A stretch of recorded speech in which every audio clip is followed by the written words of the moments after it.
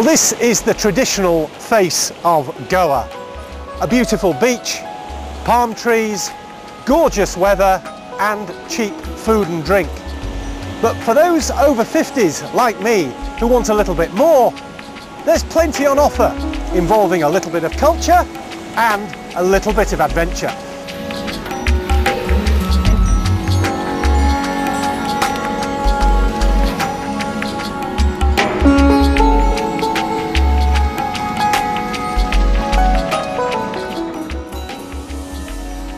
The region doesn't have too much in the way of culture, but even beach and sun lovers would be advised to spend at least one day exploring either Old Goa, where we've just come from, or one of these country houses upstream from the capital. Security prevented me from filming inside the wonderful Figueiredo house in Lautalim, but part of it has been converted into a heritage hotel, so you can stay there.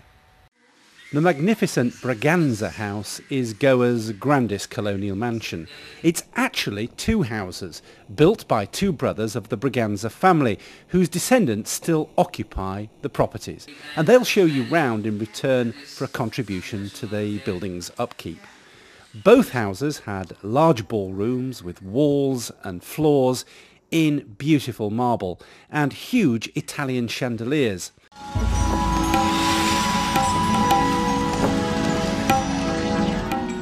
It really is worth doing a tour of Old Goa town. It's a complex of cathedrals and churches spread across a mile of land which was the original Portuguese capital until in the mid-18th century plague struck the city. Today it's a UNESCO World Heritage Site.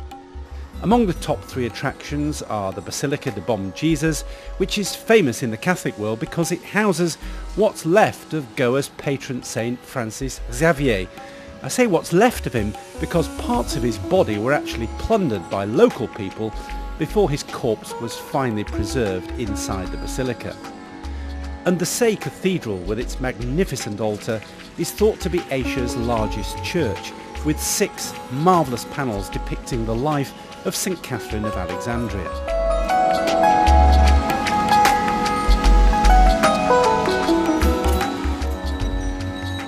During our visit to Goa, we stayed at the home of Chris and Claire Milne. The Yorkshire couple sold up in the UK several years ago to build a villa in the heart of the village of Nashinola in central Goa. The villa, complete with a luxury swimming pool, is ideally placed either for exploring the inland historic sites or the nearby beaches, which are some of Goa's most beautiful. And it was Chris and Claire who booked us in somewhere completely different for a beach stay. If you're not insistent on a power shower or a 4 or 5-star hotel, you could book a few nights in one of Goa's famous beach huts. We stayed just north of the Chipora River at Avsem Beach. Our room on stilts with a sea view cost just 600 rupees for one night, around £7.50. That was without an ensuite bathroom. The ground-based beach huts usually have ensuite, but are not quite as exciting. Goa has attracted more than its fair share of bad publicity in recent years, but it's very easy to get away from those tourist hotspots, whether it's through the culture and history of this fascinating province or on its more remote and beautiful beaches.